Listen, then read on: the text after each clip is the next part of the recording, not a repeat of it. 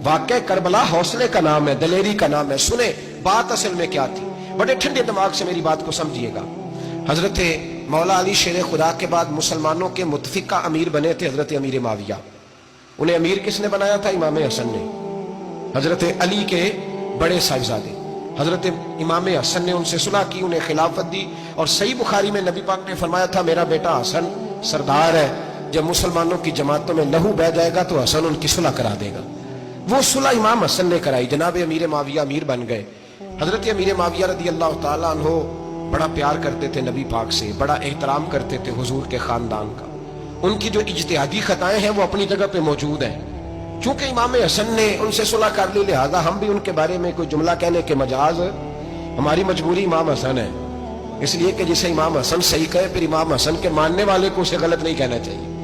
हजरत अमीर माविया रदी अल्लाह ताला अन्हु का जब विसाल हुआ तो हजरत इमाम हसन पहले ही उनसे विसाल कर गए, आपको जहर दे दिया गया, आप शहीद हो गए।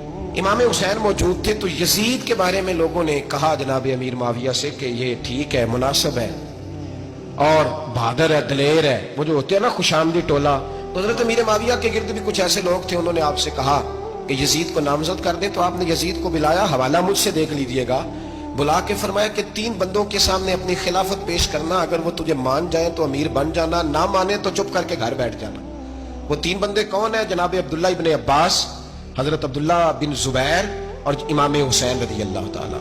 ये वसीयत फरमाई जनाब अमीर माविया।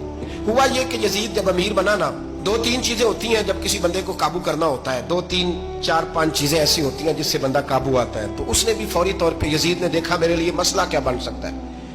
वलीद बिन उतबा उस वक्त मदीने का गवर्नर था।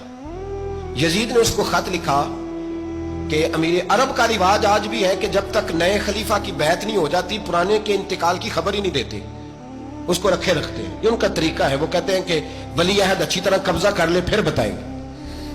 हजरत अमीर माविया का विसाल हो गया, बताया नहीं। यजीद ने अब क्या किया, क्योंकि बड़ा चलाक आदमी था, बड़ा शातिर था, बड़ा तेज था, उसने वलीद को खत लिखा। कहने लगा कि फौरी तौर पे अब्दुल्ला इब्ने अब्बास को बुलाओ, उससे कहो मेरी बैत करें। ये जो बैत होती थी ना, ये भी सुन ले क्या होती थी। ये बैत हलफ होता था कि मैं अल्लाह रसूल के नाम पे हलफ देता हूं कि मैं यजीद की इताअत करूंगा, मैं उसके खिलाफ कोई बगावत नहीं करूंगा। ये बैत लोग समझते हैं कि बस हाथ पकड़ने का नाम बैत था। उस बैत का मुतबादल जमहूरी मुल्कों के अंदर वोट आया है। तो कहा बैत करें, हजरत अब्दुल्ला इब्ने अब्बास को भी बुलाओ, अब्दुल्ला बिन जुबैर को भी बुलाओ, इमाम हुसैन को भी बुलाओ। इमाम हुसैन आधी रात के वक्त बैठे थे मस्जिद नबी में, चूंकि 5 नमाजों की आप इमामत करते। इमाम हुसैन नमाज पढ़ा के शाह की बैठे थे जनाब अब्दुल्ला बिन जुबैर। अब्दुल्ला बिन जुबैर कौन थे? ये नबी पाक सल्लल्लाहु अलैहि वसल्लम की पुप्पी पोते थे और जनाब सिद्दीक अकबर के नवासे थे, हजरत अब्दुल्ला बिन जुबैर। और जनाब जुबैर बिन अवाम अशरा मुबशरा से अभी हैं, उनके बेटे थे, बहुत जीरक आदमी थे। ये भी इमाम हुसैन के पास बैठे। अब्दुल्ला इब्ने अब्बास भी थे जो हुजूर के चचा के बेटे हैं, इस उम्मत के पहले मुफस्सिर है कुरान पाक। ये लोग बैठे थे। तो वलीद ने एक बंदा भेजा, उसने आके कहा जनाब आपको गवर्नर साहब ने बुलाया है। तो अब्दुल्ला बिन जुबैर कहने लगे हुसैन इस वक्त बुलाने की बात समझ में नहीं आई। तो इमाम हुसैन बड़े बसीरत वाले थे, अल्लाह ने बसीरत दी थी। कहने लगे अब्दुल्ला आपको समझ नहीं आई, मुझे समझ आ गई, अमीर माविया विसाल कर गए और ये हमें जो बुलाया गया है ना, ये यजीद की बैत के लिए बुलाया गया है। तो कहा फिर आप आधी रात को ना जाएं, आपके लिए खतरा होगा। तो इमाम हुसैन फरमाने लगे खतरा हुसैन को नहीं होता। नहीं कहा फिर भी आप मेहरबानी करें, जरा एहतियात से जाएं। तो जनाब अब्दुल्ला इब्ने जुबैर ने, अब्दुल्ला इब्ने अब्बास ने 14 बंदे नेज़े दे के, तलवारें दे के इमाम हुसैन के साथ भेजे और कहा कि इमाम हुसैन अगर उसने कोई गलत मलत बात की ना, जबरदस्ती बैत करने का कहा, तो आप बस कोई एक बात ऊंची आवाज में कर देना, ये सिपाही पीछे आ जाएंगे। इमाम हुसैन उन 14 बंदों को लेकर गवर्नर हाउस पहुंच गए। जब आप वहां पहुंचे, उसने बताया, उसने कहा जी हजरत अमीर माविया इंतकाल कर गए और आपने यजीद की बैत करनी है। तो इमाम हुसैन फरमाने लगे मैं छुप के बैत नहीं करूंगा, मजमा लगाओ, जुमे वाले दिन ऐलान करो, जो तरीका है हजरत अबू बकर सिद्दीक का, जो तरीका है हजरत उमर फारूक का, जो अंदाज हजरत उस्मान गनी का है, जो मौला अली का है, सरेआम ऐलान करो। अगर सारी दुनिया यजीद की बैत करेगी तो मैं भी तैयार हूं। तुम मुझसे बैत लेके फिर लोगों को बताना चाहते हो कि हुसैन बैत कर रहे हैं, तो तुम क्यों नहीं कर रहे? मैं आम आदमी नहीं हूं, लिहाजा छुप के बैत नहीं करता। जब ये बात की ना, तो वलीद बड़ा नरम दिल था और इमाम हुसैन की शान को जानता था।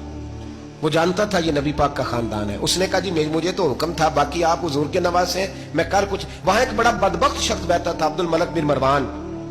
वो वलीद से कहने लगा कि अगर हुसैन आज तुम्हारे हाथ से निकल गए तो तुम्हारे लिए बहुत बड़ा मसला खड़ा हो जाए, इन्हें जाने ना देना, या बैत कराओ या इनसे कहो जंग के लिए तैयार हो। तो इमाम हुसैन रदी अल्लाह तआला अन्हु के कानों में आवाज गई तो फरमाने लगे, इब्ने मरजाना, अगर तेरे अंदर जुर्रत है तो आ सामने हुसैन के, इसके कानों में बातें ना कर, काना फूसी ना कर, बाहर आ मैदान में, शरारत ना कर, बाहर आ, मैं तुम्हें अभी बताता हूं कि हुसैन से मुकाबला करने का अंजाम क्या है। ये कह के इमाम हुसैन बाहर निकले, अपने भाई मोहम्मद बिन अनफिया को बुलाया, अब्दुल्ला बिन जुबैर, अब्दुल्ला इब्ने अब्बास, ढेर सारे लोग इकट्ठे हो गए। फरमाया ये मामला है, अब क्या करना है? तो वो कहने लगे, हुजूर वक्त अभी मुनासिब नहीं है, आप इस तरह करें, यहाँ रुके, हम मक्के से, इराक से, कूफे से लोगों को बुलाते हैं, यहाँ एक बड़ी मजलिस से मुशावरत कायम करते हैं। इमाम हुसैन फरमाने लगे, अगर तुम मुशावरत कायम करोगे तो वलीद और अब्दुल मलिक बिन मरवान वो तो जंग करने को तैयार है, और नबी पाक ने फरमाया एक मेंढा होगा जिसकी वजह से मदीने की गलियों में लहू बहेगा। फरमाने लगे, मैं वो बकरा, वो मेंढा नहीं बनना चाहता। कहा फिर आप क्या करेंगे? तो इमाम हुसैन रो पड़े, फरमाने लगे मैं मदीना छोड़ जाऊंगा, लेकिन मदीने की हुर्मत पामाल नहीं होने दूंगा। इमाम अली मकाम आधी रात के वक्त निकले। सैयदा फातिमा का दरवाजा एक उस दिन था जिस दिन हजरत मौला अली कूफे चले गए, और दोबारा आज ताला लगा जब इमाम हुसैन निकले। आप जन्नतुल बकी के पीछे खड़े होकर हुजूर का रोजा देखने लगे। उस वक्त गुंबद तो नहीं होता था, रोजा देखने लगे। नाना तेरे करम के खजीने की खैर हो, मैं जा रहा हूं तेरे मदीने की खैर हो। सारा खानदान ले गए, मक्के तशरीफ ले गए। हज के अय्याम करीब आने वाले थे। इमाम हुसैन ने वहां लोगों से बातें की। जब इमाम हुसैन वहां पहुंचे तो कूफे से खत आने लगे। कूफा हजरत अली का दारुल खिलाफा था, वहां आपके मुहिब्बीन, प्यार करने वाले ढेरों थे। उन्हें खत लिखे कि हुजूर आप चुप करके बैठे हुए हैं और हमारे ऊपर यजीद मुसल्लत हो गया है। आप अगर मैदान में नहीं निकलेंगे, आप नहीं आएंगे तो हम अल्लाह की बारगाह में शिकवा करेंगे कि कोई हमारी कमान करने को तैयार ही नहीं हुआ।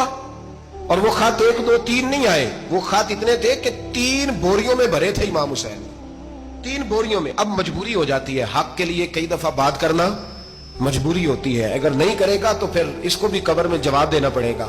इमाम अली मकाम रदी अल्लाह ताला अन्हु ने मक्के में अब लोगों को जमा किया मशवरे के लिए। हर बंदे ने कहा हुजूर वो बुला तो रहे हैं पर अपने वादों के पक्के।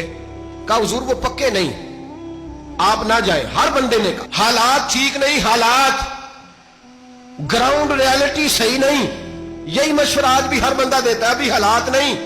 इतने खराब हालात कभी नहीं हुए थे जितने इमाम हुसैन के दौर में थे।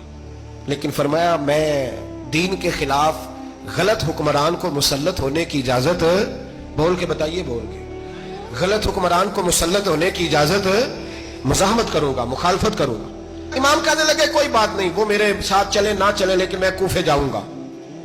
वो लोग मेरे साथ खड़ा होने को तैयार है तो वो झूठ है या सच है, पर मैं चलूंगा।